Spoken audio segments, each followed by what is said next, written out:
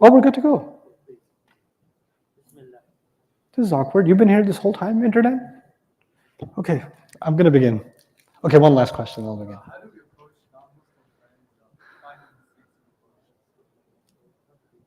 Like what?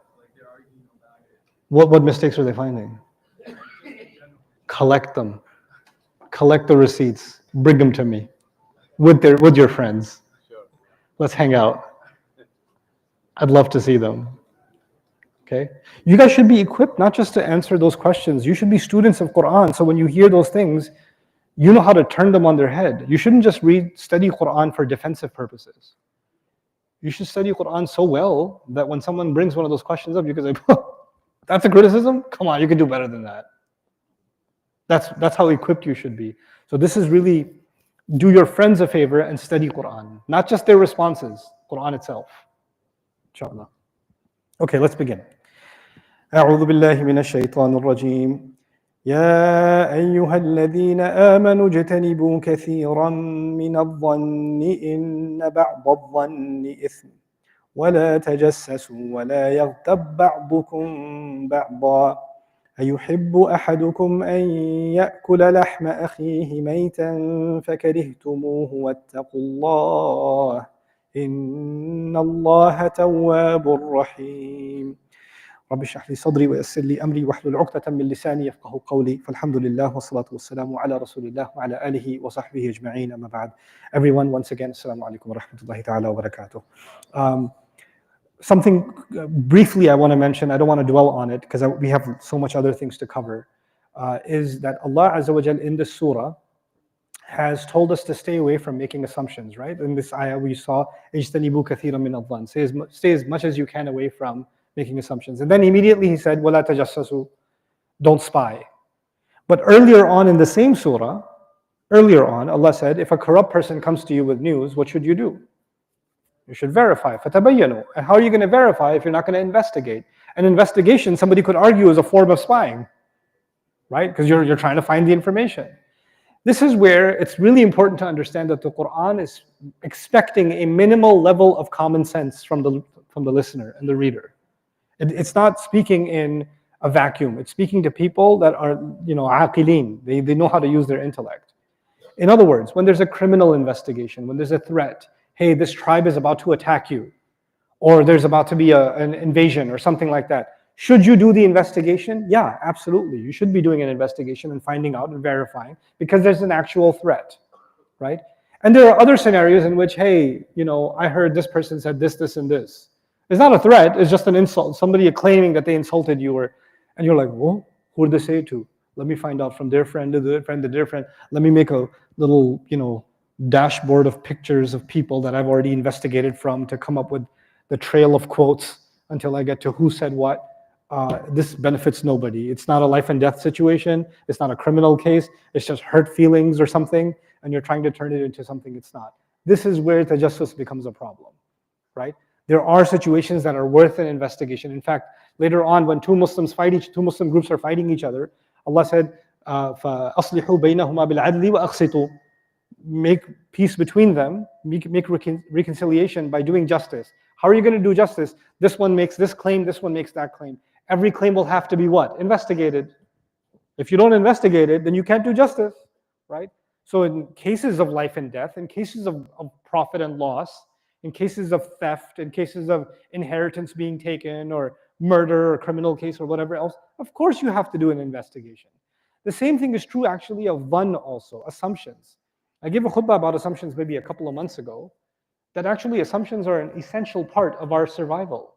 You can't live without assumptions. From childhood, a child runs down the stairs and trips. And then he learns, and he assumes the next time he runs, he's going to trip. So he slows down, holds on to something, and comes down slowly, because he learned from previous experience, right?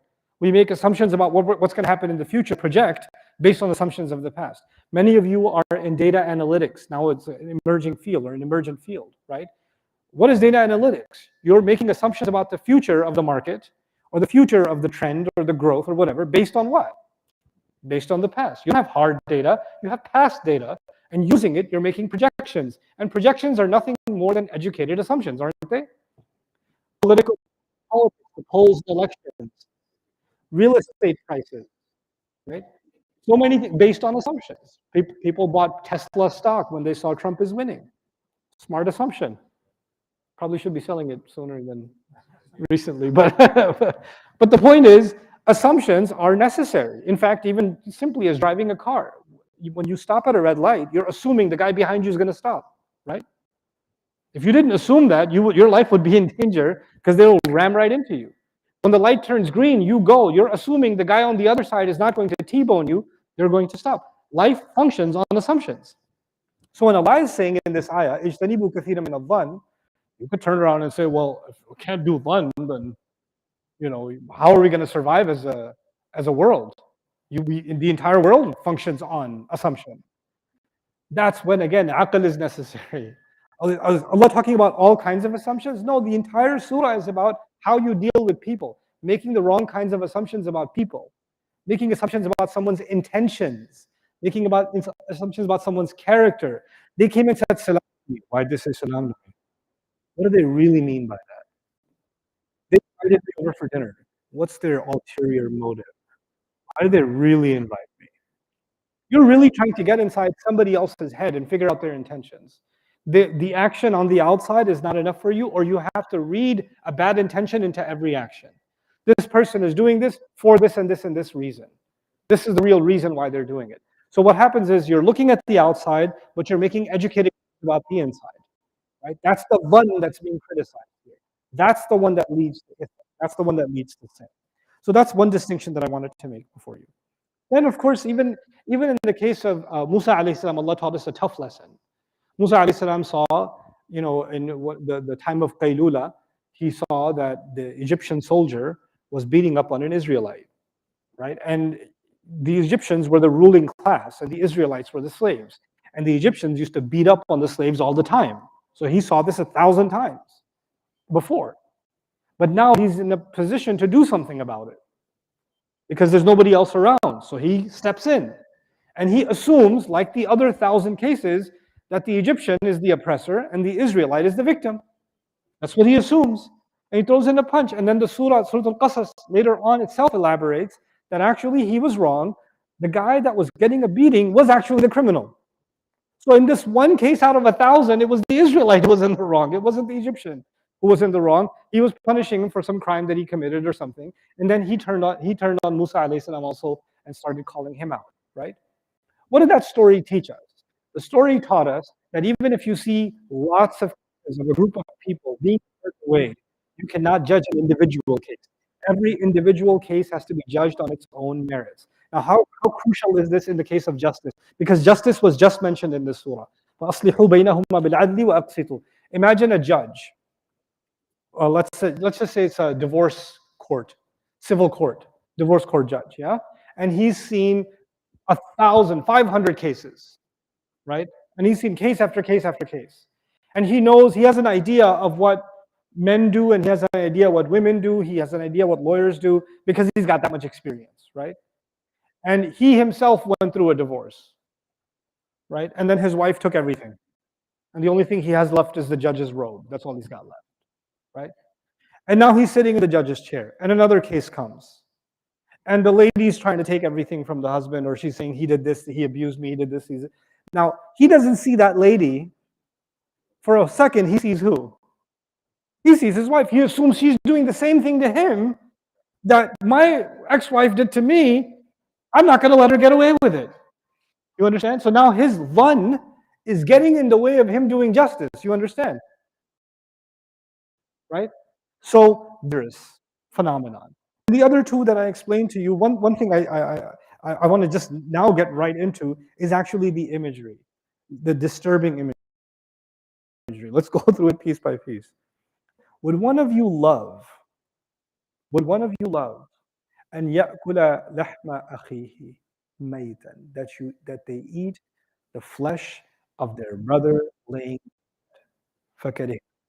This phrase, it started with love. But the expected language was, isn't it true that you wouldn't love to do that? Isn't it true that you wouldn't love to do that? But instead Allah said, would you love to do that? Does any of you love doing that? The making it an affirmative statement is almost a condemnation. It's as if Allah is saying, you know, you're already doing it, right? You love it. You love it. You love what you're doing. It's like that. It got ugly just because the la isn't there. يحبكم is there. يحبكم, right? And أتكرهون أن يكره أحدكم. Does one of you not hate? ألا يكره أحدكم. Does not any of you hate that you should do this? No, no, no. Love was used as if Allah is saying the one doing this is actually loving it. They're loving it. This is a profound statement because now Allah is teaching us there are people, and I'm not going to use the word backbiting, by the way. And there's a reason I won't use it because I think it's a Muslim copyright term. Because I don't think non-Muslims or anybody else understands backbiting. They have a what are they talking about? I never no. One, making false assumptions about people, making premature assumptions would be one. Tajassus, spying and snooping, and being nosy into other people, tadakhul, in other people's business. It's not just, oh, I put a camera on somebody, I hired a private investigator. That's not tajassusu. But you asking for information, that's all spying also. So even spying is snooping and being nosy and that sort of thing is within tajassus. And وَلَا يَغْتَبْ بَعْضُكُمْ بَعْضًا is more gossiping, gossip in the contemporary context. So gossiping about somebody or talking behind someone's back. That would be the third. And there are people who actually love this stuff. They love making assumptions about people. I know what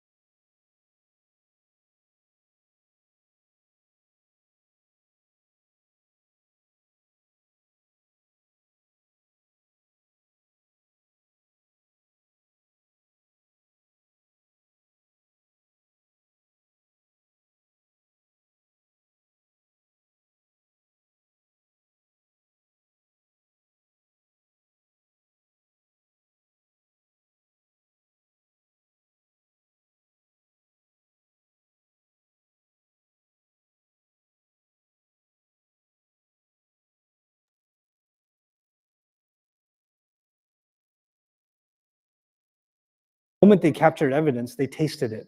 They could taste blood. They're like, I got this guy now. Now when they're able to spread that they know that other people are consuming it, which means now they're going to feel what I feel. I'm going to feel validated. I won't be the loner anymore. So we're going to take this piece by piece. The first thing I told you is they love it. Allah used the word love, right? You know, on the one hand, a person loves gossip. And of course, you don't know anybody who loves gossip, especially people who start by saying, you know, I like to mind my own business. I don't really talk about anybody. I like to just keep things to myself. You know, I just you know, brother, mashallah, may Allah forgive us all. But this, you know, alhamdulillah, yeah, he's you know, he's Muslim, I guess. But I still remember, like, it was yesterday. I went to England, one of the first times I went to England, and I was going to a conference. And somebody picked me up who's not involved in the conference. I didn't know he doesn't like the people from the conference. So he's driving. He goes, "So you're going to this conference, yeah?" I'm like, yeah, yeah. He goes, good brothers, good brothers. And I take money, like fundraising, and they spend it on themselves. But good brothers.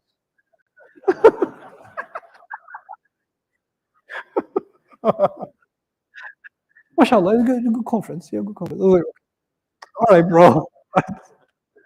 I'm out. You have this barbecue all by yourself. I don't want none of this. Right? But just slipping it in a little bit, slipping it in, right?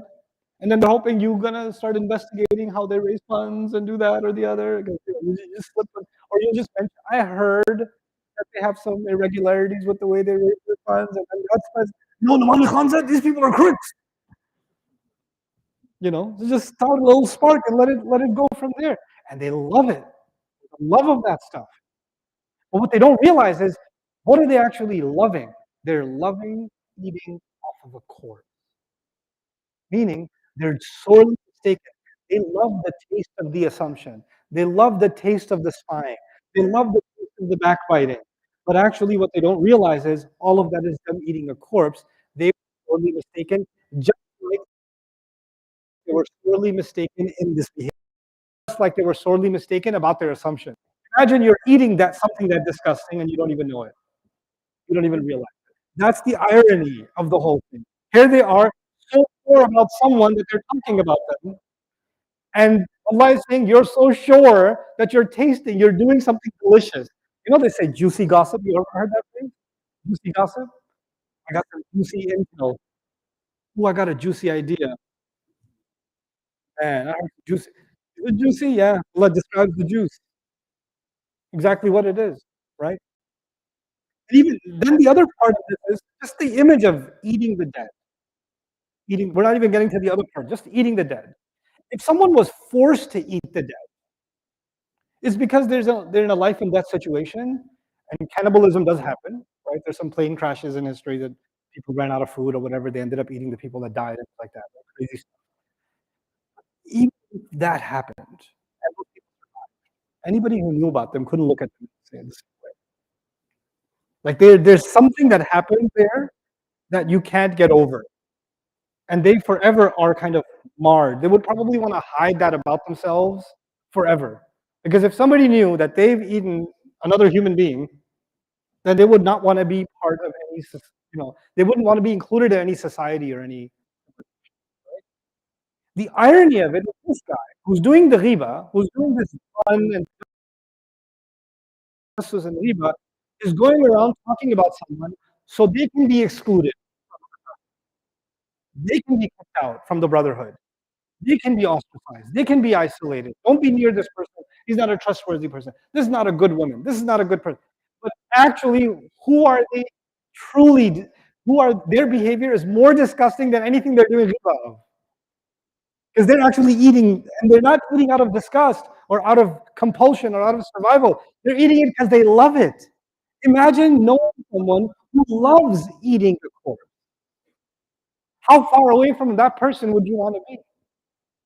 How dislikable, like of the things that are dislikable, it doesn't get more dislikable than that. And the irony of it, that they're just trying to make first by doing riba. They're the ones that have become ultimately dislikable because they love it.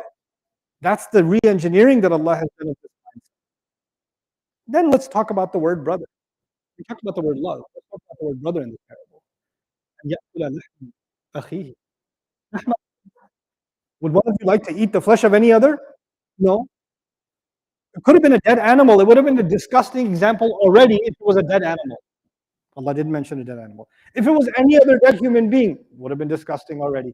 But Allah didn't leave it at that. He said, your own brother, which means your own blood, your own family. You share the same mother. You've had loyalty. If it's your brother, you've had loyalty to each other. You've supported each other in the past. You have an entire history. You have an entire lineage.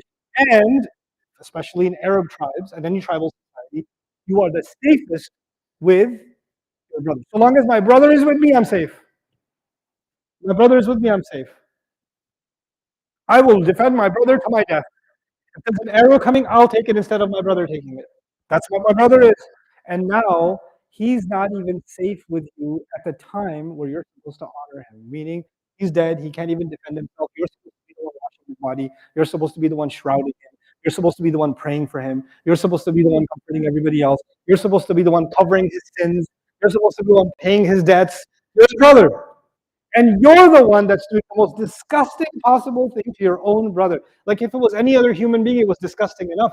To do it to your own brother, now you aren't just a despicable human being.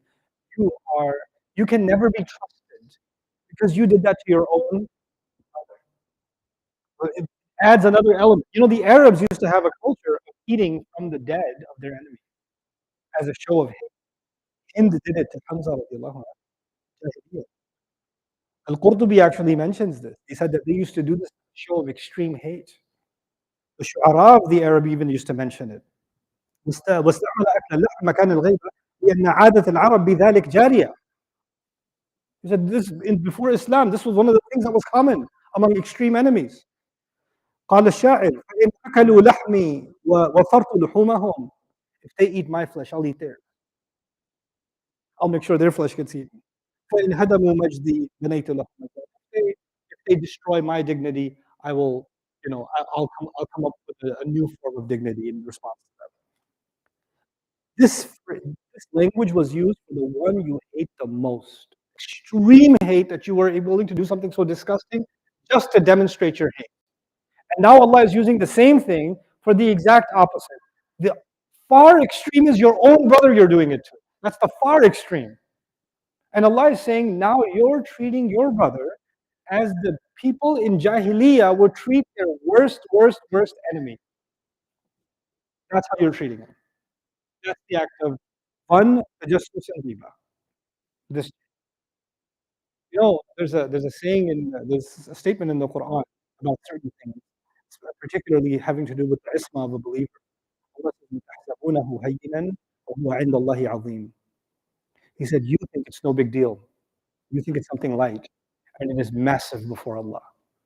It's grand before Allah. Like I was telling you before, there is no other parable in the Quran this graphic. It's disturbing. On this issue, you didn't spill anybody's blood, you didn't steal anybody's money, you didn't rob anyone, you didn't maim anyone, you didn't torture anyone, you didn't cut somebody's limbs off. You just talked about it. You just had some comments. That's all. That's all. And so I'm just saying, you know how we get away with it? I'm just saying. Just a thought. I'm not saying it's true, but where there's smoke, there's fire. Right? I'm just, makes you wonder though. And then people hide behind, well, Allah does say you should verify. Really, really. Because that's about life and death, isn't it? That's not about the isma of a believer. The most extreme case, one of the most despicable things that in our religion that's punishable, even in this world, and the two things that have been put next to each other is qatl and zina, murder and adultery. They've been put next to each other. Allah will say, لا يقتلون النفس التي حرم الله إلا بالحق ولا يزنون. Put them next to each other. ولا تقربوا الزنا ولا تقتلوا أولادكم. قتل zina. They come together sometimes in the Quran. Why? Because one is spiritual death and the other is physical death. Spiritual murder, physical murder. They're put next to each other. On the accusation of zina, Allah says, لَوْلَا جَاءُوا عَلَيْهِ. You say, I followed them into the hotel. I know what they did. I have all the evidence. Allah says, how come they didn't produce 4 witnesses? When somebody's going to do something that's disturbing, you think they're going to have 4 witnesses? There's no way. There's no way somebody's going to do that with 4 witnesses. فَإِذْ لَمْ يَأْتُوا بِالشُّهَدَاءِ. And if they didn't come forward with 4 witnesses, فَأُولَٰئِكَ عِنْدَ اللَّهِ هُمُ الْكَاذِبُونَ. Then those are the liars as far as Allah is concerned. Those are the liars.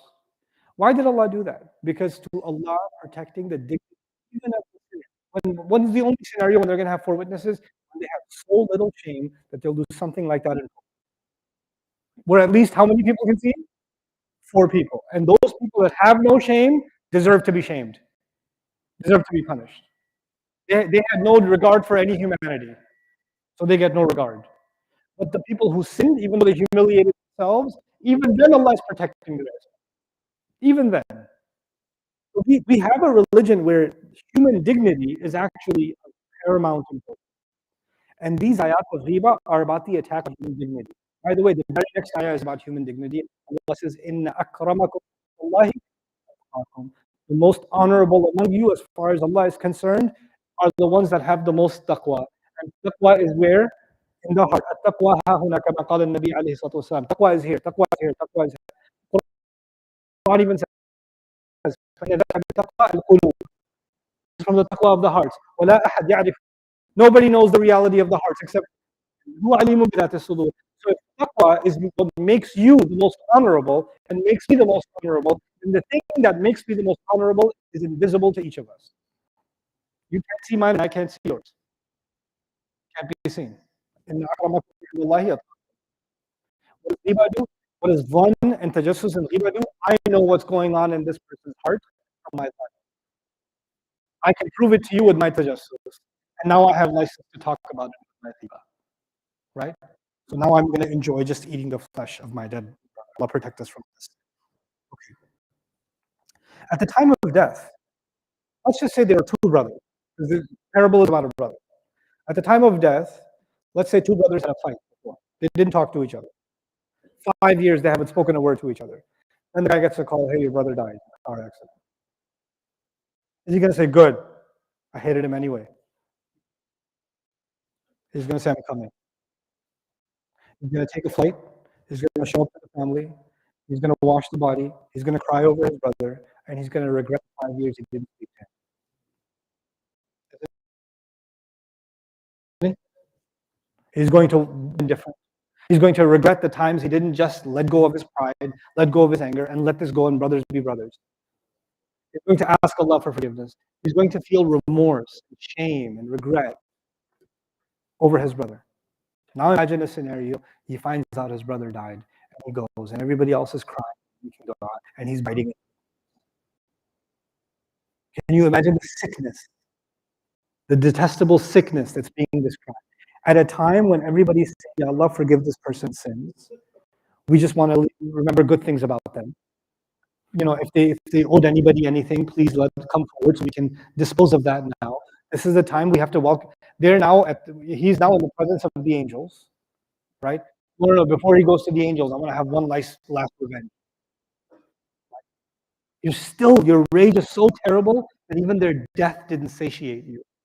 This is describing the endless hunger and appetite for ghiba, that you are harming someone, even though it will give you nothing. It will give you nothing. And the thing is, that the reality of a dead body is that you can't hurt it. It's pain when it's alive. And after that, it's the soul. You can't access the soul. You can only access the works. You know, even Hamza radiallahu anhu, whose body was mutilated, what did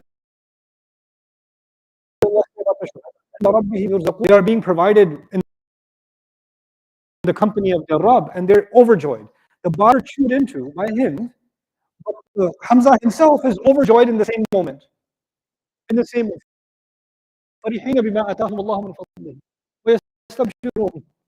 In the same moment. So you can't Allah's way of saying that when I'm doing much, even though you might think you're doing, I might think I'm doing you a lot of damage because now other people hate you too, or other people question you also. Allah is saying, in reality, I haven't done you any damage. I haven't done any damage to you. Because the one that is the victim of ghiba, just like the dead body is in the soul is in the company of Allah, the one that's on the receiving end of the ghiba, the one who's being talked about, is actually now in the protection of Allah.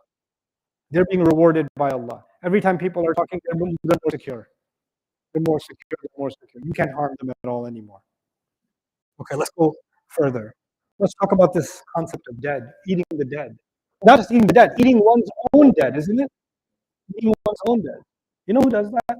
Rats do that. When they run out of food, rats eat their own dead. Pigs eat their own dead. Spiders eat their own dead. Either animals that are associated with filth or animals that are associated with predatory behavior. The spider only builds a home not to have a home. The spider only builds a home to trap others to eat. And actually doesn't even build a home, it just builds a trap. It's just a death machine. Its only function is destruction, right? And pigs and rats, filth, right? What is Allah associating these people with? Creatures that either only know how to destroy, never to build. By the way, when your thoughts, this beautiful mind of yours, when it's so obsessed, when my mind could have been obsessed with learning the word of Allah, could have been obsessed with helping humanity in some way, could have been obsessed with solving a problem, could have been obsessed with something creative, exploration, learning, wisdom, but now it's obsessed with you. And how much I hate you, and how much I need to see you taken down. And this tongue that could have been speaking the truth, that could have been teaching something good, that could have been sharing something kind. Now this tongue is being used to do ghibah, right? Then I'm just a machine for, like a spider, just for destruction. I just need something else to chew on, even my own. No one is safe from me. No one is safe from me. That's the case with me. The obvious is that the dead can't defend themselves, right? Well, let's take that a bit further, because that's the most obvious. Obviously, someone dead can't defend themselves. Just like when I'm thinking about, there was three things. One, tajassus, riba. When I'm doing one, I'm thinking about you, that you're an evil guy. Can you defend yourself against my thoughts? You don't even know. You don't even know, because when I meet you, I'm like, Assalamu alaikum, brother, how are you? MashaAllah, how's the family? In my head, you're Shaitan's first cousin, but not on the, not to your face. To your face, MashaAllah, how's your Ramadan going? Alhamdulillah. Right? When I'm spying on you, can you defend yourself? Do you even know? No. When I'm talking about you behind your back, can you defend yourself? No. In all three cases, you're doing something that the other person can't even respond to. They have no response, just like a dead body has no response. But then, taking that a step further, if I had those thoughts about you and I shared them with you, if I was spying on you, if I was following you, and you just stopped and looked back, what are you doing? If I was talking about you, all of a sudden you had so much to say. I had so much to say about you, man. Listen, man, I don't even. Astaghfirullah, bro. Astaghfirullah. He makes Fir'aun look like a humble guy. You don't even know this guy. Man. And he's standing right behind me. Right? I turn around, all of a sudden, is my mouth running more or less? All of a sudden, so how's it going, Ramadan? How's your Ramadan? Why did my tone change? I was so brave a second ago. I had so much to say to this guy when he's not there. And this person could never go and attack his brother. He couldn't punch his brother. He had to wait till the brother died so he can eat his flesh, right? So the only time you got a lot to say and a lot to think and a lot to do is when the other person's not there to respond. What does that demonstrate about the person who's doing it? Cowardice. You're such a man. By this person, have you talked to them? Astaghfirullah, I never talked to them. I'll talk to you. I'm not going to talk to them. Why don't you just talk to them? You're going to beat me up. First, and then I won't have anything to say. Nothing to say. I've been put in this situation a few times in my life. It's been entertaining. And I won't name names, obviously, but I was invited to speak at this conference, and I didn't have time. I had other schedules, so I said no, thank you. And the guy called one of my friends, who was also going to speak at the conference. He says, "You need to convince this guy. I don't even like Norman, but if we get him, then it's going to get more views, more attendees. So can you just convince him? But honestly, I don't even think anybody should listen to him." He had a lot. My friend, mashallah, is a good snitch. I was like, okay, let's get on the conference call. Let's do this. Hey, so you told my friend here that you don't like me. Oh, you don't like me, boo? What's up? Why you invite me if you don't like me? Can you tell me? No, that's not what I mean. There's just a lot of, there's so many misinformation. I was like, why didn't you talk to me about it? Actually, it's complicated. It's just, I just feel like, no. Here's what's going to happen. I'm not going to speak at any of your things.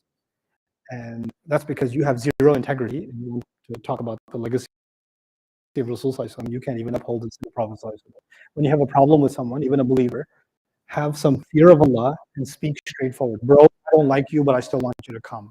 I would have respected it. I would have just be, ittaqullaha wa qulu qawlan sadida. It's not complicated, but it requires a little bit of courage. People get very brave when they talk behind you. Different face changes when they're in front of you. The tone changes when they're in front of you. Everything changes in front of you. If I didn't experience this firsthand multiple times, I would never have known the depth of this problem. Right? So passionate, so long as you're not in the room. So long as you're not in the room. Anyway. And the other thing is then some in this Islamic scene, things are weird. People sometimes come and tell me, this sheikh or this person has a lot to say about you. They have a lot of anger towards you. I was like, okay, fine, we'll give it to them. Can I have their number? Okay. Then carry on then. I'll keep collecting good deeds. I don't mind. I'll take commission. I need it.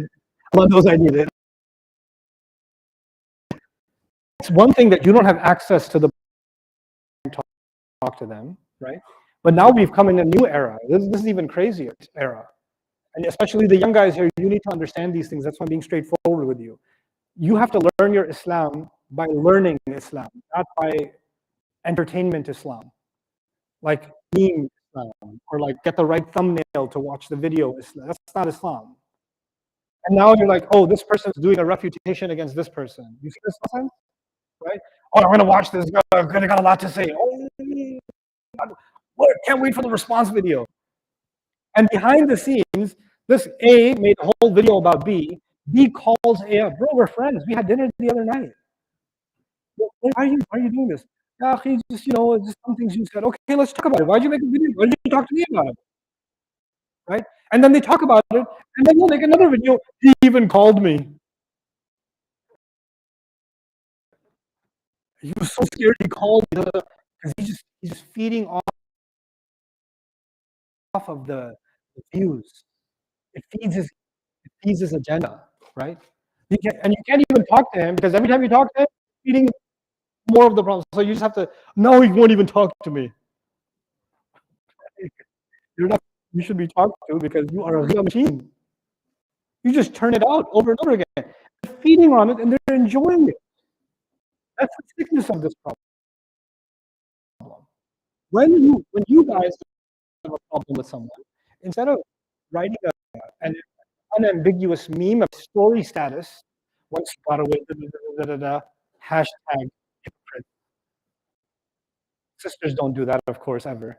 They don't write generic, scathing criticisms with an ayah or a quote and then make sure that this person sees this story. That's not about you. Why do you get paranoid? We have to get out of this sick cycle because now we get to the next part. When someone eats dead flesh, are they hurting the dead or hurting themselves? They're getting seen as disgusting. They're getting seen as someone that nobody should ever be around. Even their own brother wasn't safe from. They're seen as a coward. They're seen as a bottom feeder. You're seen as someone who consumes the most disgusting thing. When someone consumes gossip, when someone is consumed by spying and gossip and these things, then they are bottom feeders. They are the worst of creation, and one should stay away from them. No one will see you as. This is describing someone who has an appetite for filth. And finally, let's talk about these three pieces. One, and assumptions, and then talking behind somebody's back. All three of them. Actually, all three of them are appetites. The first one I talked about a little bit in depth today, right? Consumed by my rage, and it feeds me to think about this person. It'd be just like the imagery of eating from the corpse. Getting investigating and finding validation for this, my assumptions, is feeding my assumptions, right? Now I can feed my assumption needs food, and the food will come. And the worst of it all is ghiba. It's the top of the top. It's the climax of the whole thing. Now I'm feeding my ego because I'm proving someone as a terrible person, which implicitly is trying to say I'm a better person. It's actually a boost of one's own, ego to put somebody else down. Okay, there's only two kinds of people when it comes to value. There's people that do something, right, and they push themselves to do more and more and more of something that's valuable. And then there are people who don't want to do more, but the only time they feel valuable is when they make someone else feel less valuable. So by comparison, they feel higher. Either you're pushing yourself up or you're trying to push somebody else down. That's the only scenario left for you, right?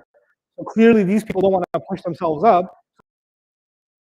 Their entire business becomes people down, and riba is the mechanism by which they do that.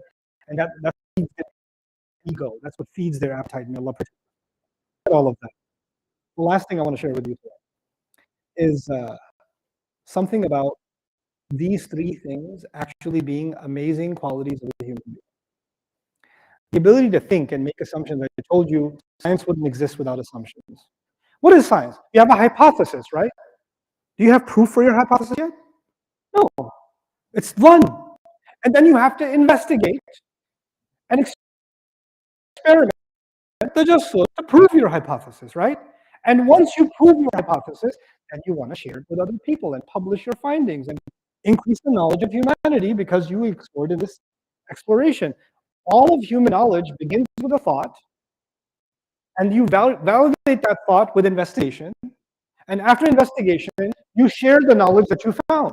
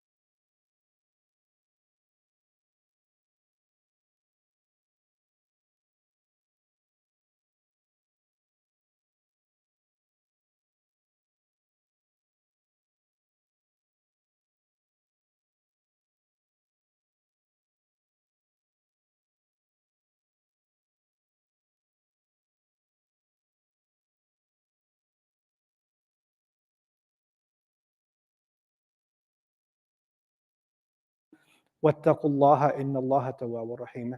Become mindful of Allah. Become vigilant about Allah. Protect yourselves from Allah's disappointment.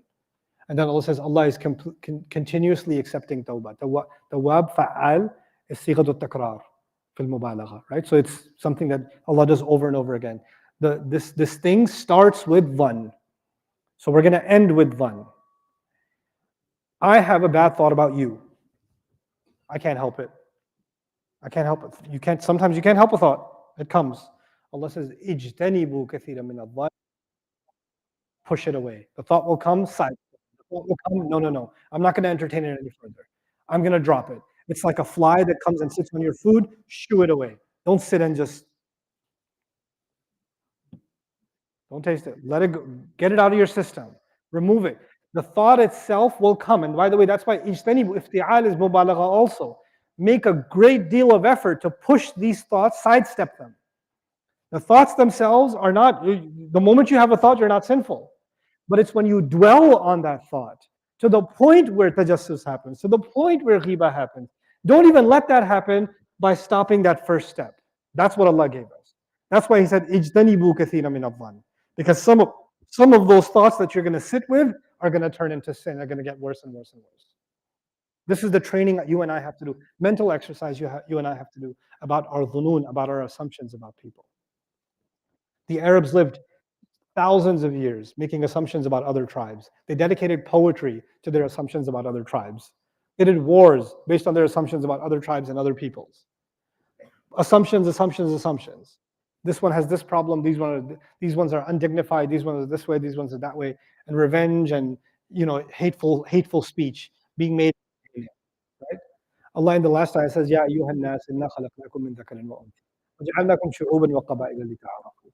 We made you from a male and female, humanity. Now He's talking to humanity because Islam was going to spread, and this is one of those teachings that doesn't just benefit Muslims, it benefits all of humanity. Once we demonstrate it, it's as if the ayah is saying, when the Muslim demonstrates it, others will look at that and say, you know what, we need this too.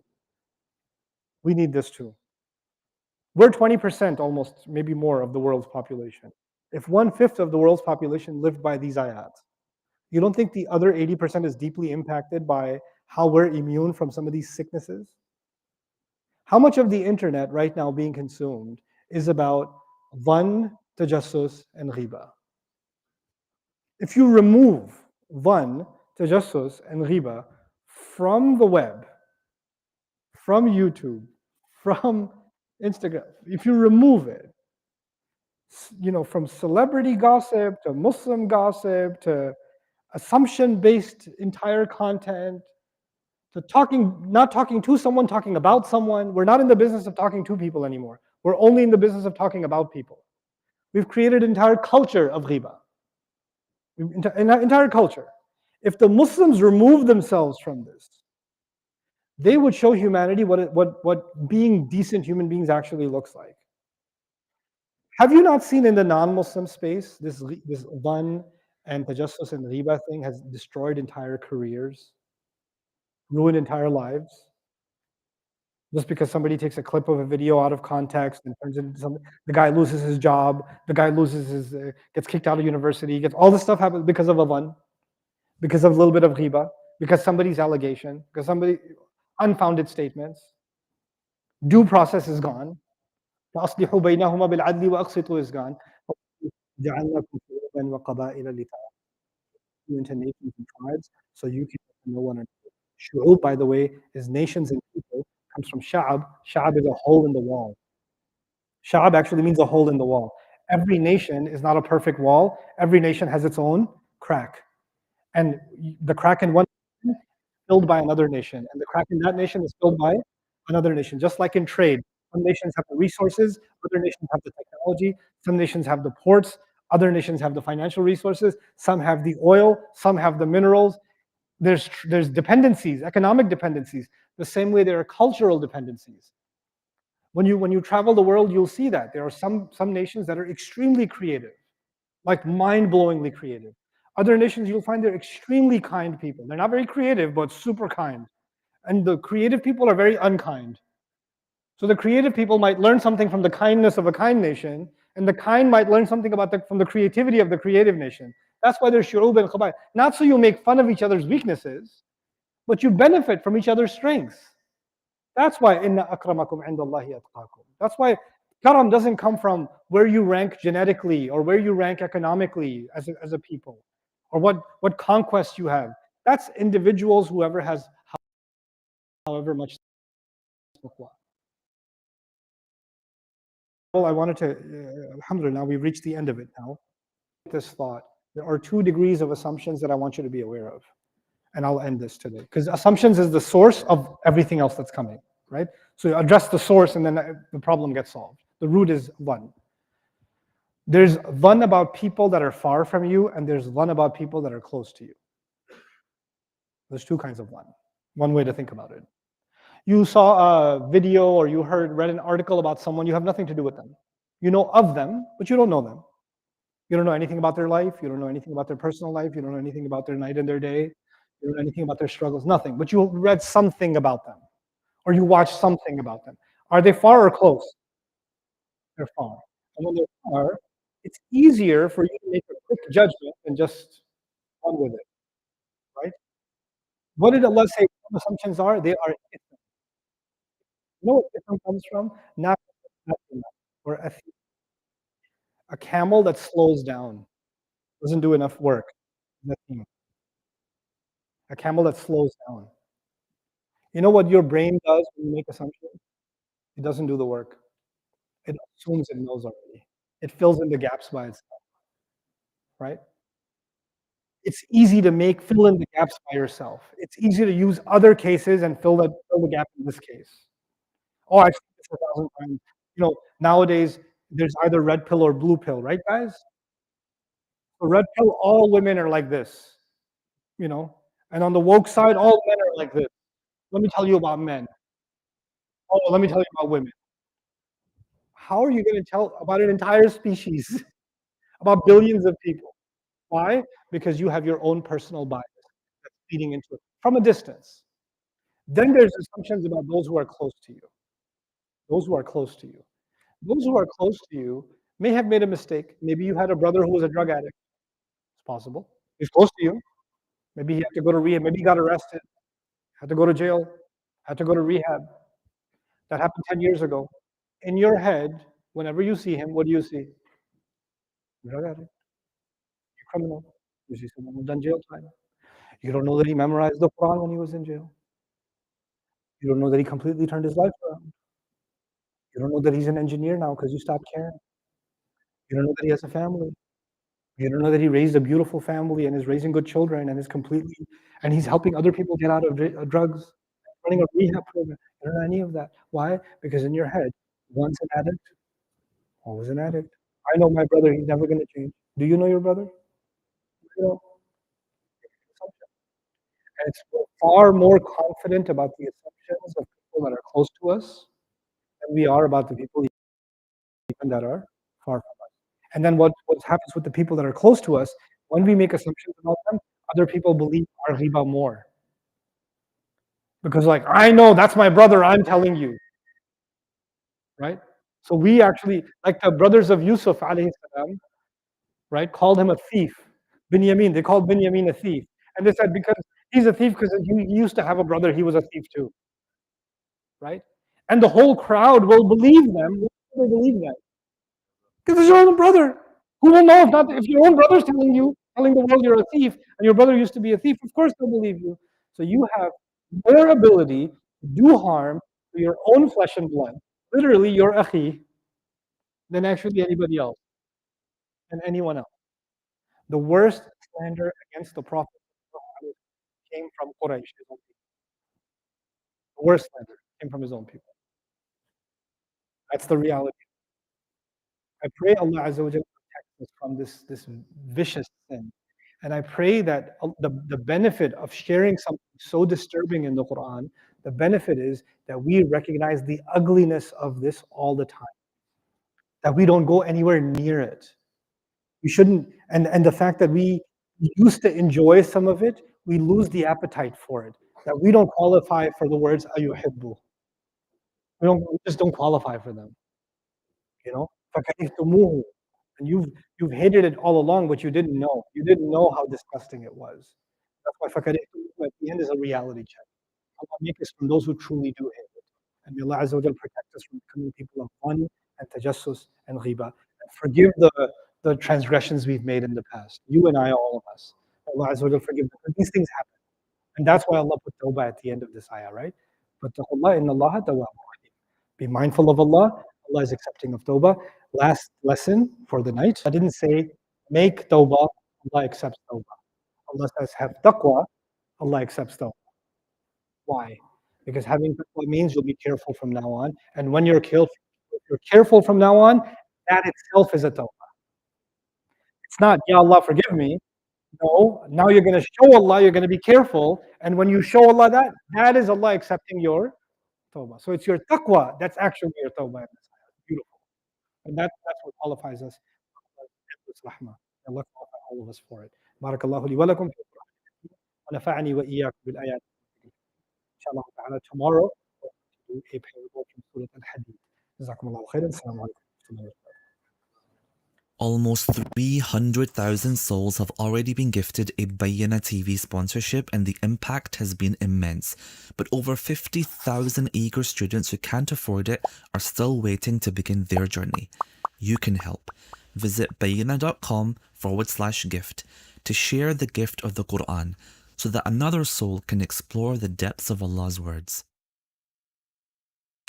Their access lasts a year, but its impact may last a lifetime. I want you to help me help them and give the